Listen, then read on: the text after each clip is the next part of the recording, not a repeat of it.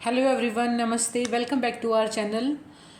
कल हम डिस्कस कर रहे थे पार्ट्स इन इंडियन कॉन्स्टिट्यूशन। हमने कितने पार्ट्स डिस्कस किए थे? फर्स्ट पार्ट डिस्कस किया था, second, third, fourth and fourth A. ठीक है, ये 5 पार्ट्स डिस्कस किए थे। एक बार इनका थोड़ा ओवरव्यू लेते हैं। फर्स्ट पार्ट में क्या था? Union, about union and territories of India. Second part में क्या था? सिटीजनशिप के बारे में। थर्ड पार्ट में क्या था? Fundamental rights. पार्ट फोर्थ में क्या था? डीपीएसपी। और पार्ट फोर्थ ए के अंदर क्या था? Fundamental duties. तो हमने कल ये 5 पार्ट डिस्कस किए थे जो हमारे कॉन्स्टिट्यूशन के अंदर दिए गए हैं। आज बाकी जो पार्ट्स रहते हैं उनको डिस्कस करेंगे और जो स्केड्यूल्स हैं हमारे कॉन्स्टिट्यूशन के अंदर उनको डिस्कस करेंगे। तो पार्ट 5 हमारे कॉन्स्टिट्यूशन के अंदर जो पार्ट 5 दिया गया है वो किस बारे में है? उसके अंदर क्या मेंशन किया गया है? About the union. वो कहाँ से कहाँ तक है? आर्टिकल 52 से 151 तक। ठीक है, तो यूनियन के अंदर एग्जीक्यूटिव भी है। जो यूनियन एग्जीक्यूटिव है हमने डिस्कस किया था। यूनियन एग्जीक्यूटिव के पार्ट कौन कौन है? President of India, vice president of India, prime minister of India, council of ministers and controller and auditor general of India.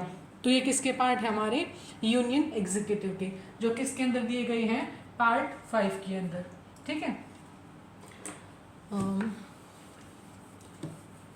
अब डिस्कस करेंगे पार्ट 6। जैसे यूनियन के अंदर एग्जीक्यूटिव है, सिमिलरली हमारे स्टेट के अंदर भी एग्जीक्यूटिव है। और पार्ट 5 के अंदर ही हमारे क्या दिए गए हैं? About president of India, vice president of India, उनकी जो अपॉइंटमेंट है, इलेक्शंस हैं, ओथ हैं, उनकी अलावेंसेज हैं, उनका टेन्योर क्या, उनकी पावर्स हैं, सभी किस में मेंशन किए गए हैं? पार्ट 5 के अंदर। इसके अलावा पार्ट 5 के अंदर क्या मेंशन किया गया है? About parliament, council of minister के जो आर्टिकल्स हैं, किस आर्टिकल के थ्रू प्राइम मिनिस्टर की अपॉइंटमेंट होती है। एक चीज़ पूछी जाती है कि जो प्राइम मिनिस्टर होते हैं हमारे इंडिया के, उन्हें इलेक्ट किया जाता है या नॉमिनेट किया जाता है या अपॉइंट किया जाता है।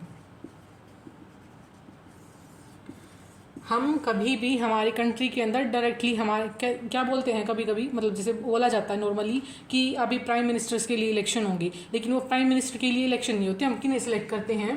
कि इलेक्ट करते हैं एमपीज, मेंबर ऑफ पार्लियामेंट्स। फिर जो मेंबर ऑफ पार्लियामेंट्स इलेक्ट होके आते हैं, जिस भी पार्टी की मेजॉरिटी होती है, उस पार्टी के जो मेंबर्स एमपीज होते हैं वो अपनी तरफ से किसी एक बंदे को क्या करते हैं? नॉमिनेट करते हैं। नॉमिनेट करने के बाद वो उस पर्सन को अपॉइंट करते हैं president of India as a prime minister. ठीक है, तो प्राइम मिनिस्टर की क्या होती है? अपॉइंटमेंट होती है। और कौन करते हैं उनकी अपॉइंटमेंट? President of India. ठीक है,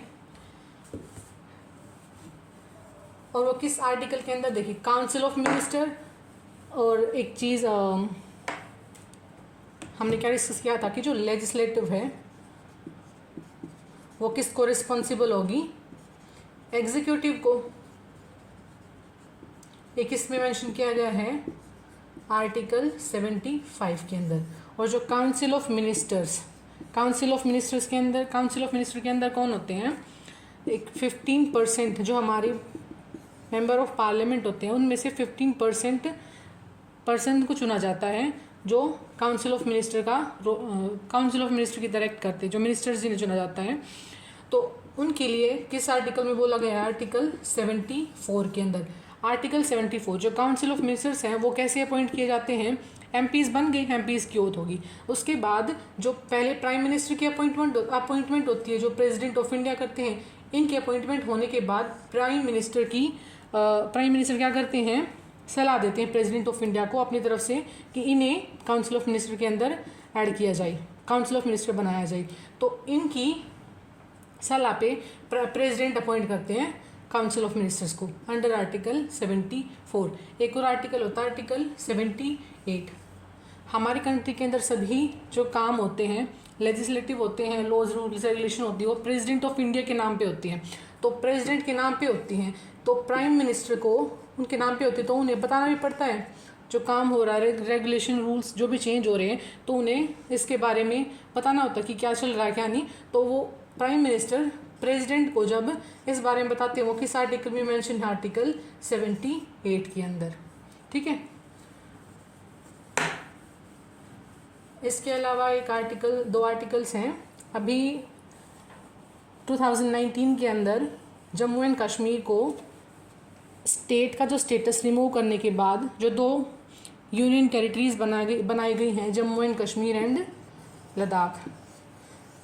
हमने क्या डिस्कस किया था कल या परसों कि हमारी कंट्री के अंदर 2 ऐसी यूनियन टेरिटरी हैं जहाँ पे लेजिस्लेटिव असेंबली है। अब क्या हो गया है, जम्मू एंड कश्मीर भी एक ऐसी यूनियन टेरिटरी होगी जहाँ पे लेजिस्लेटिव असेंबली होगी। अभी इलेक्शन हुए नहीं है, यहाँ पे इलेक्शन होंगे। तो यहाँ पे क्या बिठाया गया था अभी, डिलिमिटेशन कमीशन।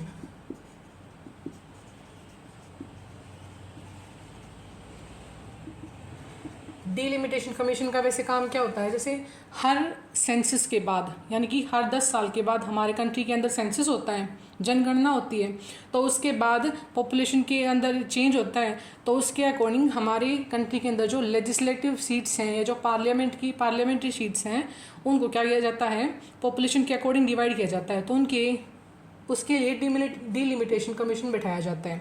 ठीक है, तो अभी जम्मू एंड कश्मीर के अंदर बिठाया गया था डिलिमिटेशन कमीशन। वो किन्होंने हेड किया था,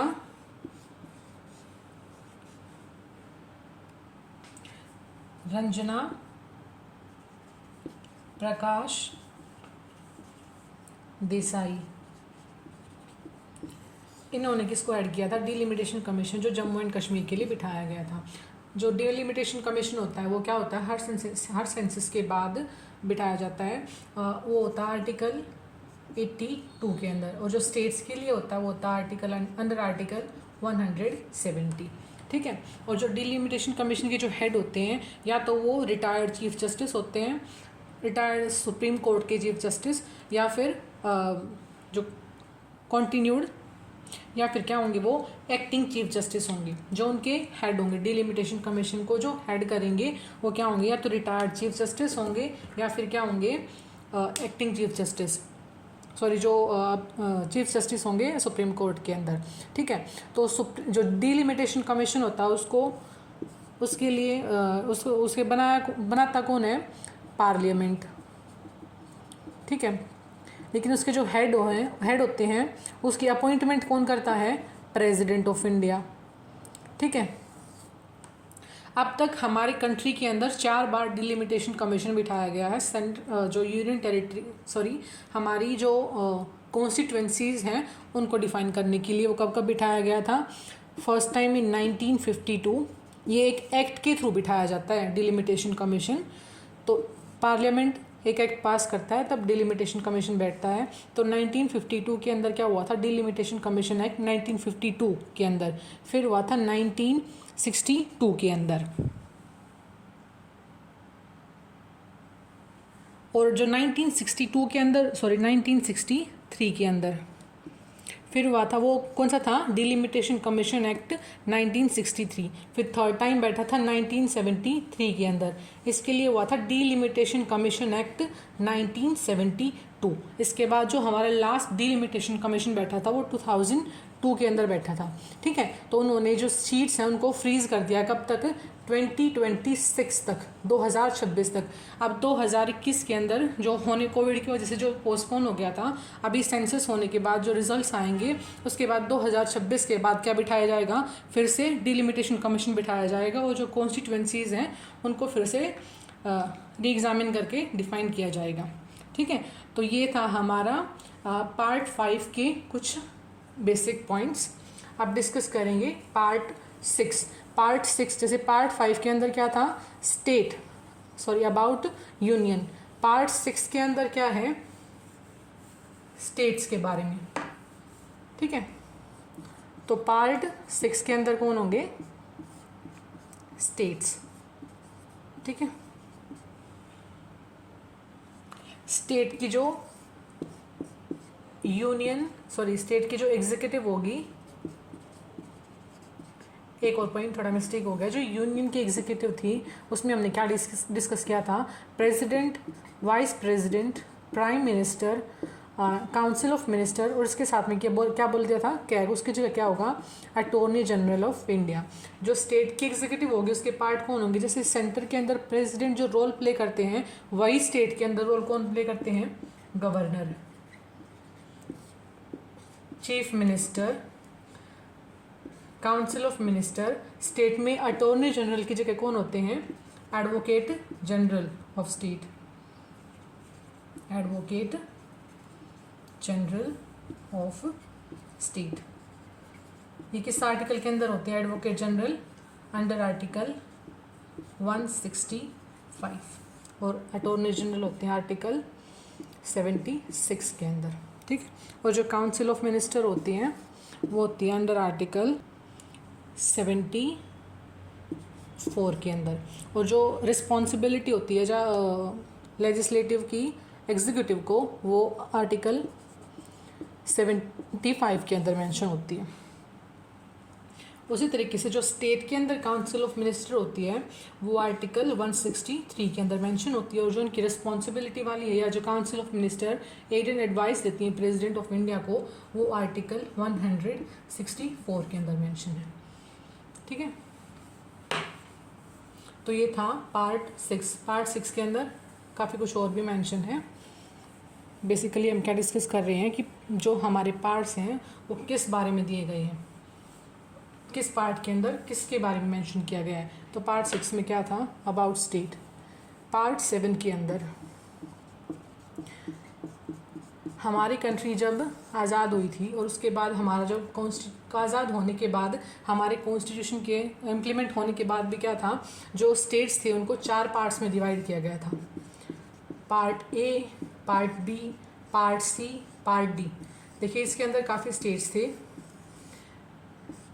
कब सभी याद रखने की ज़रूरत नहीं है। जो पार्ट डी के अंदर था वो सिर्फ एक ही था, वो थी अंडमान एंड निकोबार आइलैंड, ठीक है। तो पार्ट बी के अंदर जो स्टेट्स या यूनियन टेरिटरीज मेंशन की गई थी, उनके लिए जो कॉन्स्टिट्यूशन के अंदर पार्ट था वो कौन सा था, पार्ट 7। लेकिन बाद में क्या हुआ था हमारे कॉन्स्टिट्यूशन में, लैंग्वेज के बेस पे, देखिए आपने सुना होगा आंध्र प्रदेश के अंदर एक पर्सन थे, उन्होंने भूख हड़ताल की थी, उसके बाद उनकी डेथ हो गई थी। किस लिए, क्योंकि वो क्या चाहते, देखिए उस स्टेट का लैंग्वेज के बेस पे बंटवारा हो, ठीक है, लैंग्वेज के अकॉर्डिंग स्टेट का रीडिस्ट्रीब्यूशन चाहते थे।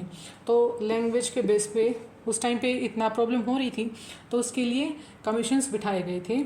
सबसे पहले बैठा था धार कमीशन, उसके बाद JVP, जवाहरलाल नेहरू, वल्लभ भाई पटेल एंड पट्टाभी सीतारमैया, ये दोनों कमीशंस बैठे थे। इन दोनों ने क्या बोल दिया था कि लैंग्वेज के बेस पे हम जो हमारे स्टेट की कंट्री के अंदर स्टेट्स हैं उनका डिस्ट्रीब्यूशन नहीं करेंगे। इन्होंने इस चीज़ को रिजेक्ट कर दिया था। फिर उसके बाद क्या बैठा था, फजल अली कमीशन, उन्होंने इस चीज़ को जो लिंग्विस्टिक बेसिस के ऊपर डिस्ट्रीब्यूशन था स्टेट्स का, उसको एक्सेप्ट कर लिया गया था। और फिर हमारी कंट्री के अंदर क्या हुआ था, 7th कॉन्स्टिट्यूशनल अमेंडमेंट किया गया था 1956 के अंदर। 7th कॉन्स्टिट्यूशनल अमेंडमेंट हुआ था 1956 के अंदर, जिसे क्या बोला भी जाता है, एक एक्ट भी बना था, स्टेट रीऑर्गेनाइजेशन एक्ट।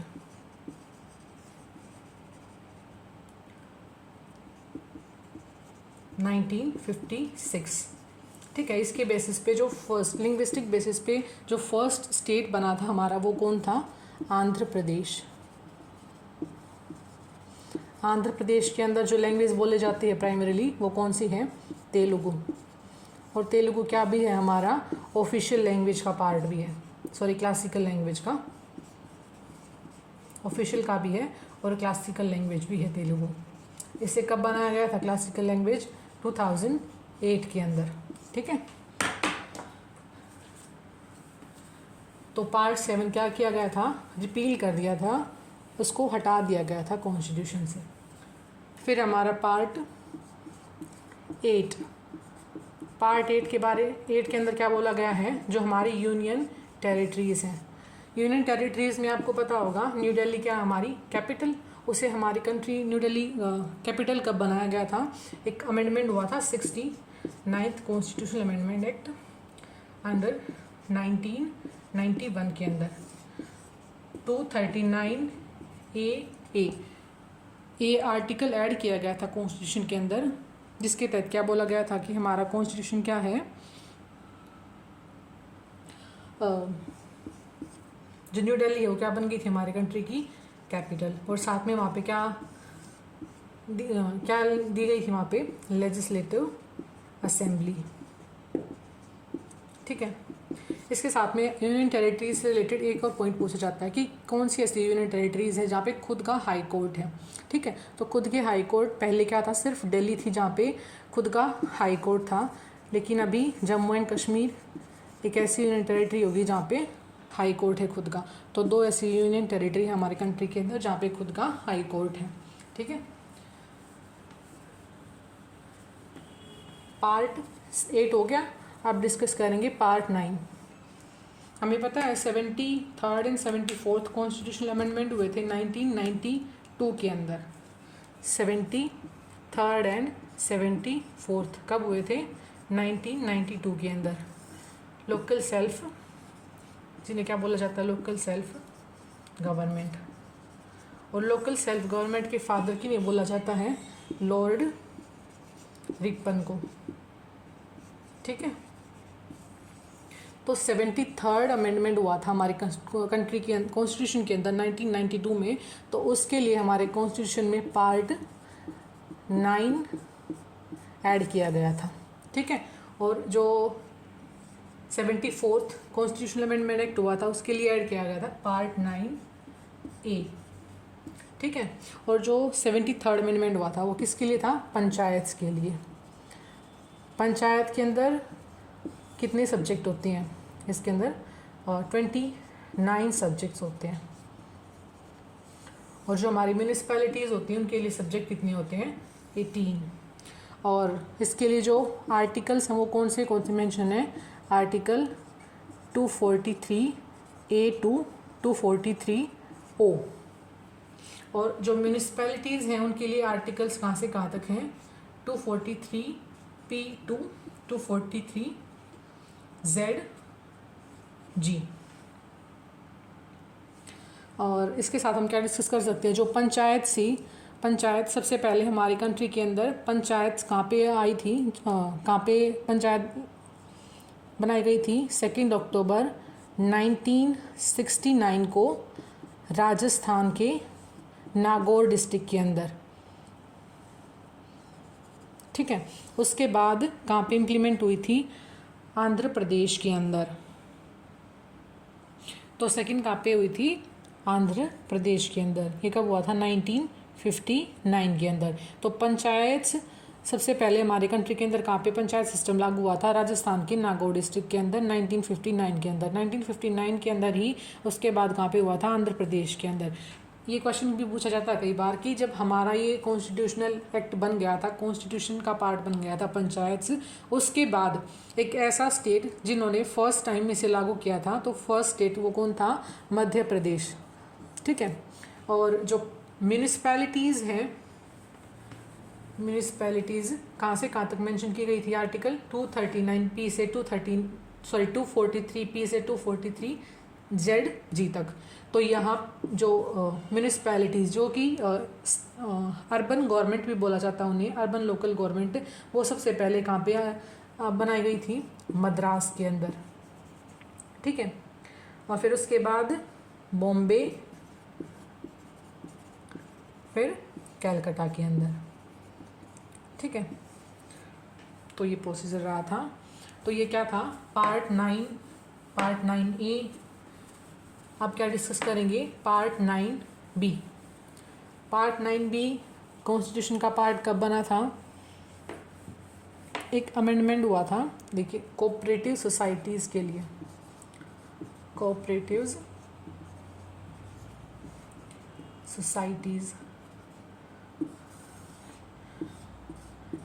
सोसाइटी के लिए क्या हुआ था? अमेंडमेंट हुआ था।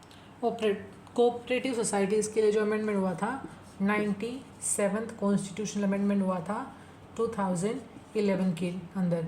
फिर उसके लिए क्या, उसमें क्या किया गया था, पार्ट 9 भी ऐड किया गया था कॉन्स्टिट्यूशन में, और साथ में एक आर्टिकल 43B, वो कहाँ पे मेंशन है, डीपीएसपी के पार्ट 4 में। ठीक है, डीपीएसपी जो पार्ट 4 के अंदर है उसके आर्टिकल 43B में भी क्या किया गया है, कोऑपरेटिव सोसाइटीज़ को मेंशन किया गया है। इसके अलावा जो हमारे फंडामेंटल राइट्स हैं उनमें भी कोऑपरेटिव सोसाइटीज़ के बारे में डिस्कशन किया गया। आर्टिकल 19 में क्या बोला गया था, right to freedom. Right to freedom के अंदर क्या है, फ्री स्पीच एंड एक्सप्रेशन। उसके अंदर 6-7 ऐसे राइट्स थे। उसमें क्या था, राइट टू फॉर्म एसोसिएशन, वो था आर्टिकल 19 का पार्ट 1 का क्लोज फर्स्ट सब क्लोज सी। तो उसके अंदर क्या बोला गया है, कोऑपरेटिव सोसाइटीज़ के बारे में। तो ये क्या था, पार्ट 9B। पार्ट, अब क्या डिस्कस करेंगे हम, पार्ट 10। पार्ट 10 में क्या बोला गया है, जो स्केड्यूल्ड कास्ट या स्केड्यूल्ड ट्राइब होते हैं उनके बारे में बोला गया पार्ट 10 में। पार्ट 10 में क्या है, scheduled cast and scheduled tribe से रिलेटेड है। फिर पार्ट जो हमारा ट्राइबल, जो स्केड्यूल्ड कास्ट या स्केड्यूल्ड ट्राइबल एरिया है उनके बारे में है। Scheduled and tribal area, sorry जिन्हें क्या बोलेंगे, स्केड्यूल्ड एंड ट्राइबल एरियाज। फिर है हमारा पार्ट 11। पार्ट 11 में क्या है, जो यूनियन है यानी कि जो हमारा सेंटर है वो, और जो स्टेट्स हैं उनके बीच में जो रिलेशंस होंगे, कैसे, लेजिस्लेटिव और एडमिनिस्ट्रेटिव। लेजिस्लेटिव और एडमिनिस्ट्रेटिव रिलेशंस के बारे में जो यूनियन एंड स्टेट्स के बीच में है वो पार्ट 11 के अंदर मेंशन किया गया है। पार्ट 12 के अंदर क्या आता है, फाइनेंसेस,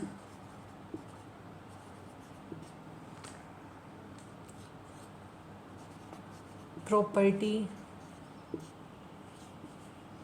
कॉन्ट्रैक्ट्स जो होते हैं, फाइनेंसेस, प्रॉपर्टीज़, कॉन्ट्रैक्टिंग के बारे में कहाँ पे मेंशन किया गया है, पार्ट 12 के अंदर। फिर पार्ट 13, पार्ट 13 के अंदर क्या है, ट्रेड एंड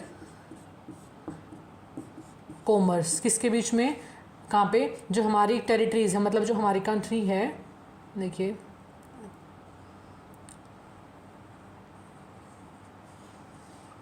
थोड़ा सा बेसिक ऐसी रफली मैप है, जो हमारी टेरिटरी है ये वाली, इस टेरिटरी के अंदर जो भी ट्रेड होता है, कॉमर्स होता है, वो किस पार्ट के अंदर मेंशन किया गया है, पार्ट 12 के अंदर।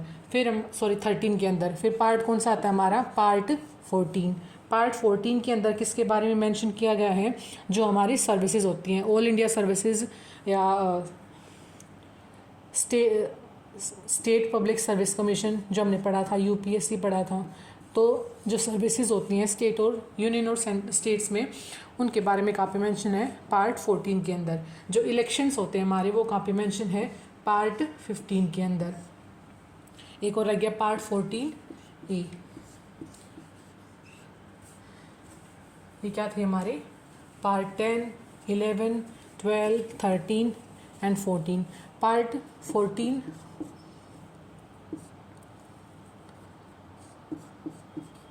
ए के अंदर किसके बारे में मेंशन है, ट्राइब्यूनल्स के बारे में।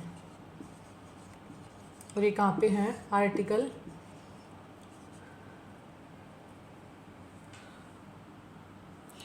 323A and article 323B। इन्हें देखिए यहाँ पे क्या लिखा हुआ है, ए और बी, यानी कि ओरिजिनली हमारे कॉन्स्टिट्यूशन के अंदर ट्राइबल्स नहीं थे, ट्राइब्यूनल्स नहीं थे।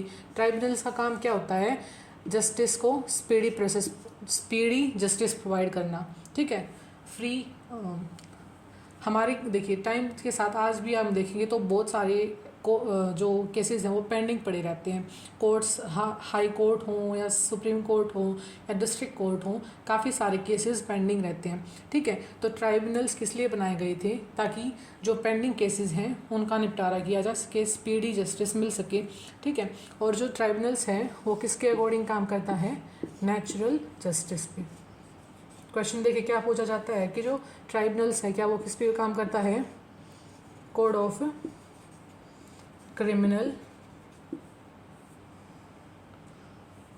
सिविल प्रोसीजर कोड, देखिए उसको क्या बोला जाता है, सिविल प्रोसीजर कोड। इस पे काम करने की बजाय जो हमारे ट्राइब्यूनल्स होते हैं वो किस पे काम करते हैं, नेचुरल जस्टिस सिस्टम पे। ठीक है, तो इसके लिए आर्टिकल क्या क्या है, 323A 323B, जो पार्ट 14A के अंदर है। तो पार्ट 14A हो गया। अभी हमारा पार्ट 15 के अंदर किसके बारे में मेंशन है, इलेक्शंस के बारे में। ठीक है, इलेक्शन कमीशन हो, राइट टू वोट हो, या उसके अंदर जो इलेक्शन कमीशन को जो पावर दी गई है वो सभी किसके अंदर मेंशन है, पार्ट 15 के अंदर। अभी आता है हमारा पार्ट 16। पार्ट 16 के अंदर क्या मेंशन किया गया है हमारा, कुछ देखिए कई सारे ऐसे स्टेट्स हैं जो हिमालय के हाई हिमालयाज में हैं,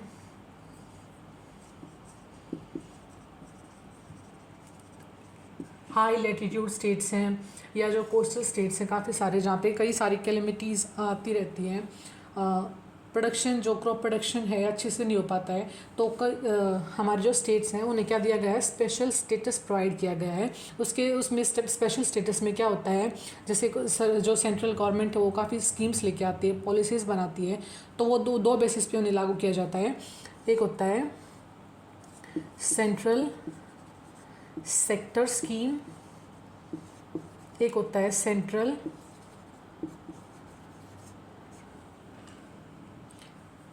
स्पॉन्सर्ड स्कीम। दोनों में डिफरेंस क्या होता है, सेंट्रल सेक्टर स्कीम में क्या होता है, जो भी फंड होता है वो 100% कौन देता है, सेंट्रल गवर्नमेंट देती है। और जो स्पॉन्सर्ड के अंदर क्या होता है, कभी क्या होता है 50-50% डिस्ट्रीब्यूशन होता है, या कभी 60 to 50 10-40% होता है, किसमें, स्टेट्स और यूनियन। जैसे 50% स्टेट देगा, 50% यूनियन गवर्नमेंट देगी, कभी 60% यूनियन गवर्नमेंट देगी या 40% स्टेट गवर्नमेंट। तो इस केस में जो नॉर्मल स्टेट्स होंगे उन्हें इस तरीके से दिया जाता है। इसके अलावा जो जिन्हें स्पेशल स्टेटस प्रोवाइड किया गया उन्हें क्या होता है, 90-10 इस रेशो में उन्हें फंड प्रोवाइड करता है। जो 90% जो फंड देगी वो कौन देगी, यूनियन गवर्नमेंट, और जो 10% का हिस्सा होगा वो कौन देगा, स्टेट गवर्नमेंट।